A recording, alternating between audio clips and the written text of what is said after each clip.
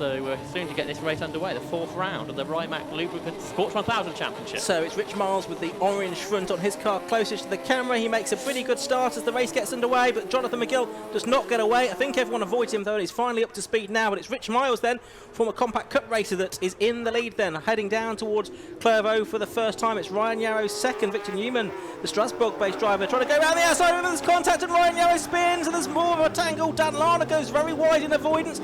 Colin Chapman is spinning.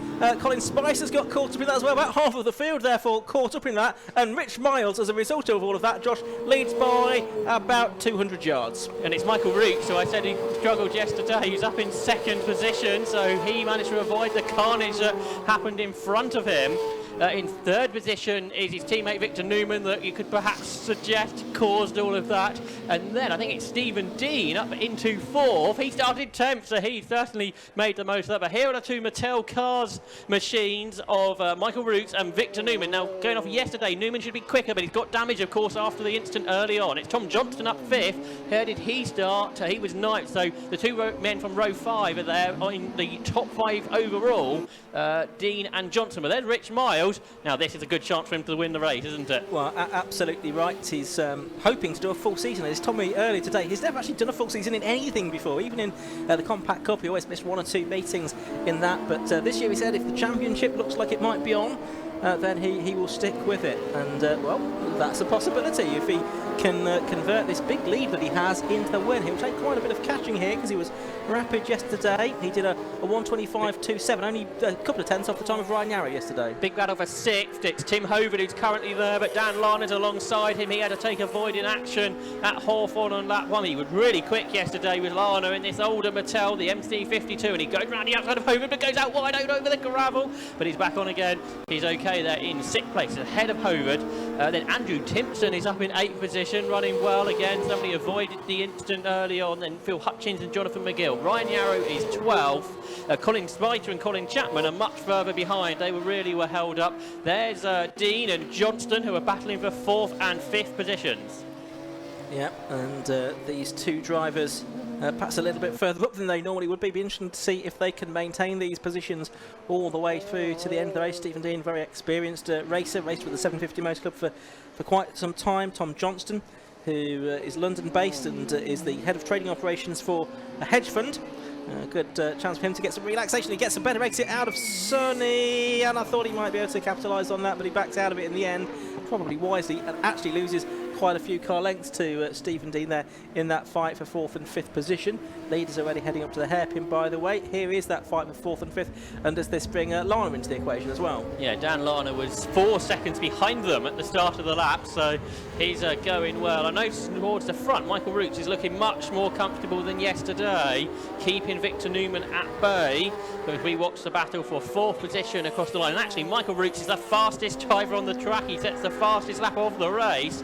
So that's much better. Don't know what was wrong yesterday for him, but this is better. This is the battle for 4th place. Stephen Dean ahead of Tom Johnston. Dan Larner has caught the 2 of them. He's in 6th. Progress report on Ryan Yarrow. He's up into P10. Yeah, we'll try and have a look at the lap times he's doing as well. He did a 1:30.33, so he's lapping faster than a couple of the cars ahead of him as we watch the side-by-side action for 5th. Dan Larner coming on the outside line for Tower Corner, and can't make the most of the opportunity there to try and get through, but he might do so on the exit. Maybe he'll get through the Jim Clark Hesses. We've seen that's more than possible here today, up towards Barcroft Corner. But so far he's stuck in behind Tom Johnston in the 87 car, the Mattel MC53, the slightly more modern iteration. We've got the majority of the Mattels ever made, I think, that have raced here this weekend, Josh. Yeah, I think all but one of them are here, either in bike sports yesterday or in the Sports 1000 races. Stephen Dean under pressure again from Tom Johnston. Can he make it work this time on the inside into the complex? He gets it done. Tom Johnston goes through, and Dan Larner's going to follow him, I think. They're side by side, him and Stephen Dean, as they go through the right-handed element. Larner's on the the outside has made it work. He's into 5th, Johnston's into 4th, and dropping down there for is Stephen Dean, who's down into 6th position as they exit the hairpin to complete 3 laps. The leaders have already done that, and Richard Miles is the quickest driver now. He's just set the fastest lap, 1 minute 26.56 to pull out a gap of 2.6 seconds. But for 4th, Tom Johnston turns into Clairvaux, being chased down by Dan Larner. Yeah, that lap time for Rich Miles is about a second and a half off the fastest lap from yesterday's race, it's worth pointing out. So, 15 minutes to go in this 20-minute race. Ryan Yarrow now 7th with lots of clear road, so we'll see what kind of lap times he can do. He was much faster than anybody else in testing in the week. Here is Dan Larner trying to get past Tom Johnston for 4th position then. He's going to be on the outside line for Tower Corner. Does he sweep ahead? He's trying to go all the way around the outside. I think he's done it. Yeah, great move that from Dan Larner, the driver from the Midlands, getting ahead of Tom Johnston. So number 6, Dan Larner, making a return this season. We've not seen much of him for the past 3 or 4 years. Good to have him back out, and he's proving himself very competitive. Yes, but now he's 10 seconds behind anybody else. I think 4th is the most we should see from Dan Larner, if all things being equal. Up front, the leaders are about to complete 4 laps. Richard Miles leading and pulling away, I think, now from Michael Roots, who's starting to come under pressure from Victor Newman. Then the 4th place battle turns its way through shot into the complex. Dan Larner ahead of Tom Johnston now and Stephen Dean. But there go the leaders across the line to complete the 4th lap, as I suggested they were going to. Another fastest lap from Miles, a 1:25.76 now, 3.6 seconds ahead of Michael Roots, with Victor Newman going after them. Or going after Michael Roots in particular, as the rest of the field stream through. There's Ryan Yarrow, he's in 7th place. What kind of lap time is he able to put in? Well, it's a 1:28.5, which is much slower than he was sort of doing yesterday, but he is quicker than the 2 in front. I wonder if there's any damage picked up at the first corner there that's compromised him a bit. There's Colin Chapman, and he's now ahead of Matthew Manette, isn't he? So he's made up a couple of positions already on this lap by the looks of it. He's got ahead of Ian Hutchinson as well, having been shuffled to the back with that incident at the first couple of corners. Yeah, I think we need a refresh on the timing tower, which will happen shortly, and that will give us a bit more up-to-date information. He's up to 12th, in fact, is Colin Chapman. There's Jonathan McGill. Remember, he stalled at the start by the looks of it, but now he's just gone around the outside to get 9th from Tim Hovard, although Hovard's going to try and hang on here. I don't think he's quite going to make it, though, in the Sabre. No, he can't, but Jonathan McGill up to 9th now. Yeah, actually McGill, that poor start he made might have sort of got him out of a bit of trouble there with that incident that happened at the first corner, really. He was just had a little bit more time to react to what was going on ahead of him, I suspect, because of that. So there's Chapman ahead of Minette. I wonder if Minette's still got those clutch issues that he's had yesterday and had at Silverstone as well for the opening meeting of the season. He's in the ex-John Watley car, running in 13th position, just at the rear of that group. But Colin Chapman, meanwhile, is now trying to get ahead of the slightly more aged spire of Phil Hutchins on the way into the hairpin. Intake of breath there from Josh Barrett, because it looked like he was getting very close indeed. I think they just about managed to avoid any contact though. Yeah, Colin Chapman was all locked up. Thanks to Alpha Live team, we've got an up-to-date time tower again for you, so if you're following anybody, it's right up to date now, with Rich Miles leading by 4 seconds over Michael Roots. He's continuing to pull away. How did Ryan Yarrow get on that lap? Well, he's getting a bit quicker now, 1:27.2, still a second slower than the leaders, but he is much quicker than Stephen Dean and Tom Johnston, so there's at least 2 more places in this for him. Yeah, I'd say 5th is a realistic prospect. 4th might be a little bit beyond him, because Dan Larner's a few seconds, about 3.5 seconds clear of Johnston. There's Hutchins and Hovard, and that is Hutchins getting through into the top 10 there, ahead of Tim Hovard, who's a little bit frustrated. He thinks he's got Fernando Alonso syndrome. He sat out last season and he's returned to racing this year. I think we did pretty much agree that was probably the only sort of comparison we could make between Tim Hovard and Fernando Alonso. But he reckons it, well, the fact that he sat out last year, that's causing him to be a bit rusty this year. The car actually is going as well as everything. Here's the battle of a second between the teammates, Michael Roots and Victor Newman. Roots has set a quicker lap than he did yesterday, but perhaps isn't quite as fast as his teammate maybe, who's trying to find a way through. They're 5 seconds behind the leader now, as they turn their way through the chicane. This is for the first race all day. We've actually got just one car out front rather than lots of trading of positions, but there's plenty of that going on further back. Yellow flag because one of the cars has come to grief at the hairpin. It's one of the red ones, but we can only see the nose of it. So which one hasn't come through? We need to wait for screen to update itself. It is Dan Lana. Lana, yeah, Lana. It's the red nose section of Dan Lana that was just poking out from behind the tyre barrier. So the car that was in 4th place is no longer. Has watched Ryan Yarrow, and he has got a bit of damage to the front of that car. There is Lana's stationary Mattel. That's a great shame that he's out of the race. But we're just seeing Yarrow, I think, about to get past Stephen Dean, I think it was. He's done it on the exit of Tower. He's right, there they come, into shot, and Yarrow is in front. So that's now 5th. Now 4th is possible that Dan Lana's out the race. Yeah, absolutely right. There you can see Colin Spicer. He's in 7th place. So he was involved in that first corner shuffle as well. So he's made up some ground. Rich Miles comes through to complete another lap, just over halfway through this race. 9 minutes and 50 seconds are left to go as we watch Colin Chapman in the 63 car in 11th place, Matthew Minette in 12th, and Tim Hover just ahead in the last position inside the top 10, which will be a coveted slot, which they'll be both keen, Chapman and Minette, to go after. I suspect Colin Chapman wished he started at the back like he did yesterday, because he would have missed all the mayhem in front. Instead, he's right with Tim Hover just like he was yesterday. But here are the Roots and Newman battle. They're now 5.3 seconds behind the leader. Roots is getting quicker still, PB for him, as he turns his way into the Tower corner there. Of course, Michael Roots was the winner, wasn't he, at Silverstone? Yeah.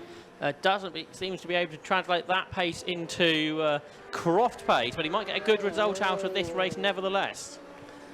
Absolutely. So Roots and Newman, 2nd and 3rd there in these two strikingly liveried Mattels, run by the Mattel Cars squad, making their way out of the sunny in and sunny out, and it's making their way through the right-hander now at the complex, and Newman's got a little bit out of shape there for 3rd position there, just in the wheel tracks of number 5, Michael Roots.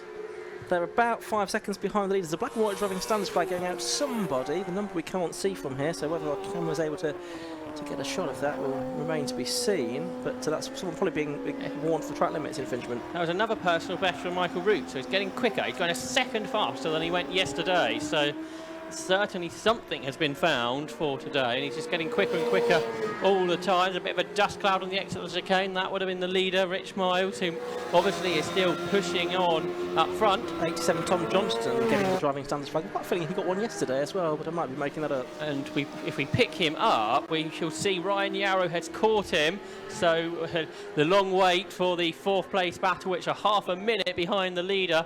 And it is Tom Johnston still just ahead of Ryan Yarrow, but that's going to change here. Right in shot now. Ryan Yarrow, you can see there's a bit of damage to the front of the car as well. Absolutely, yeah. So whether that was sort of an after effect from him, whether there was a bit of contact as he was spun around, possibly so, but that's not helping the aero, I shouldn't think. No, on the front of this car. It's not an aero formula, of course, particularly Sports 1000, but nevertheless, that won't be helping matters. Yeah, he's a couple of seconds slower than yesterday is Ryan Yarrow, but he has got himself into 4th. This has been a good recovery.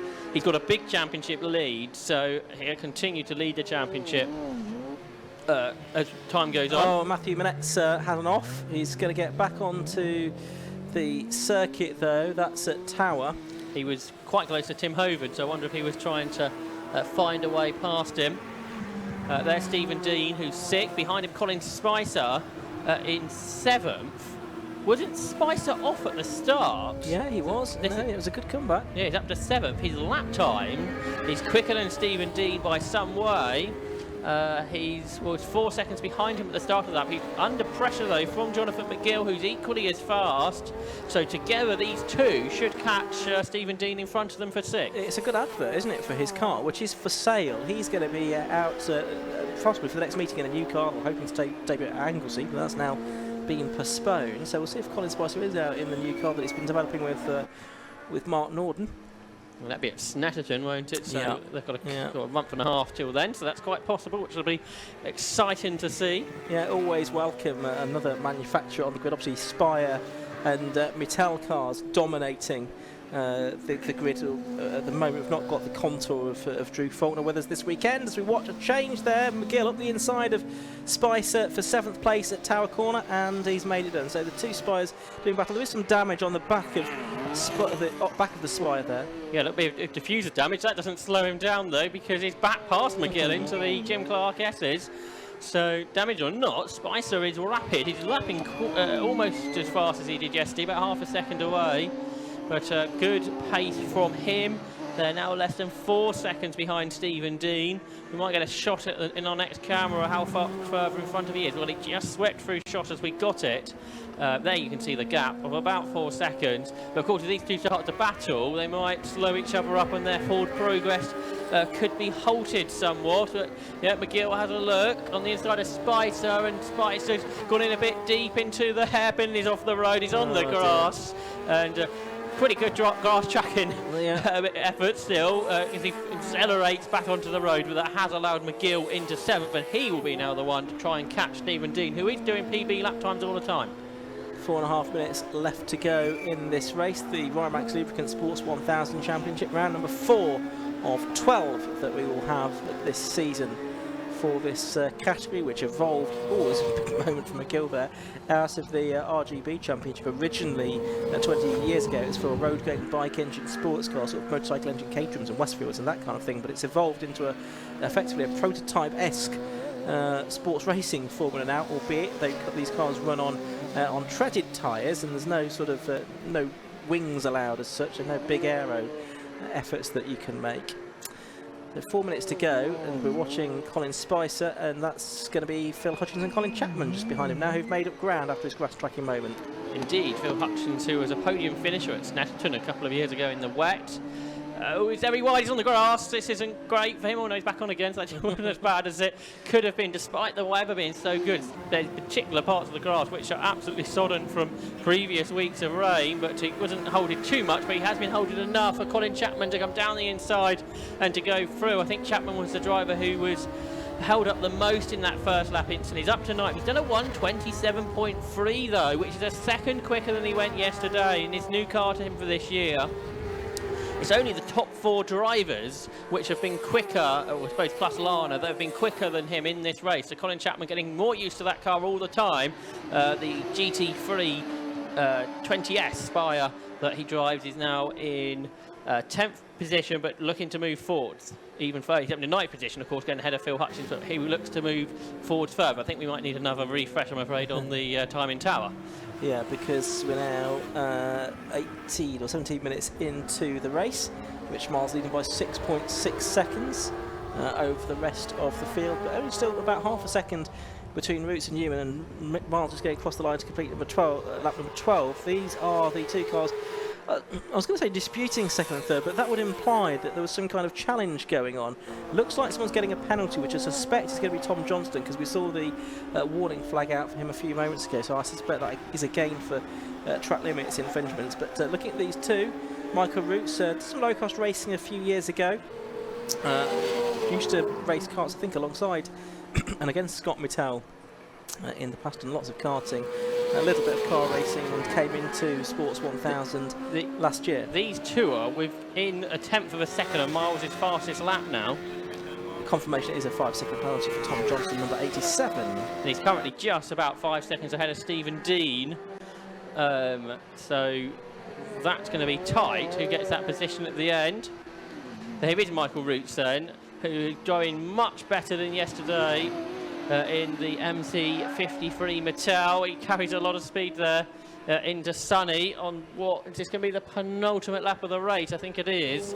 So on to the penultimate lap now. There will be a car for them to lap, I believe, which is 42 Andrew Timpson, who was going well earlier, but he's dropped back somewhat. I'm sure he's had an issue at some part of the race, but yes, he's about to be lapped by this battle for second place. Are we going to see any kind of challenge from Victor Newman on this last lap of the race? He's been close, but as you said, he had not been any challenge as of yet.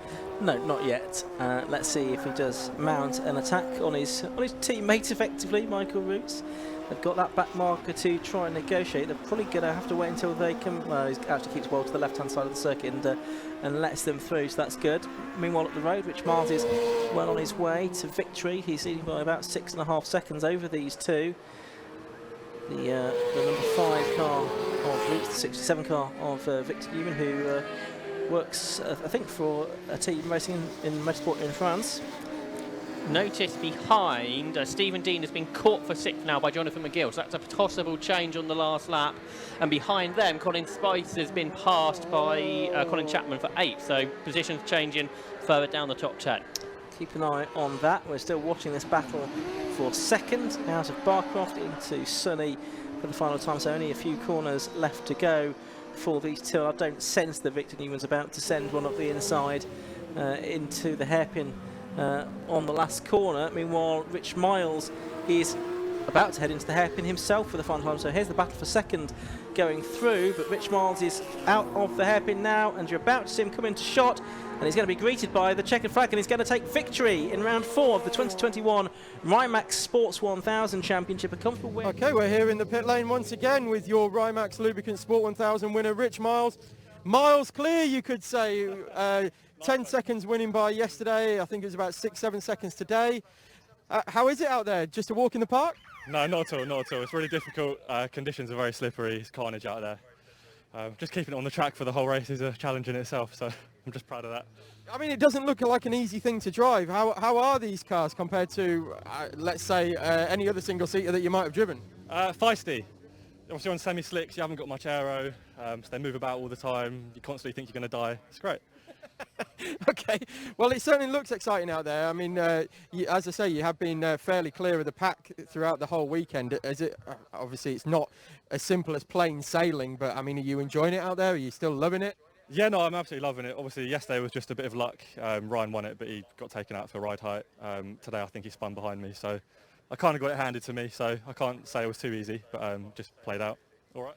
Yeah, we just head down and disappeared at the front today. So allow me to bestow you with the garland of the winner. Congratulations, and yeah, look forward to the rest of the championship. Cheers, mate. Appreciate it. Thank you.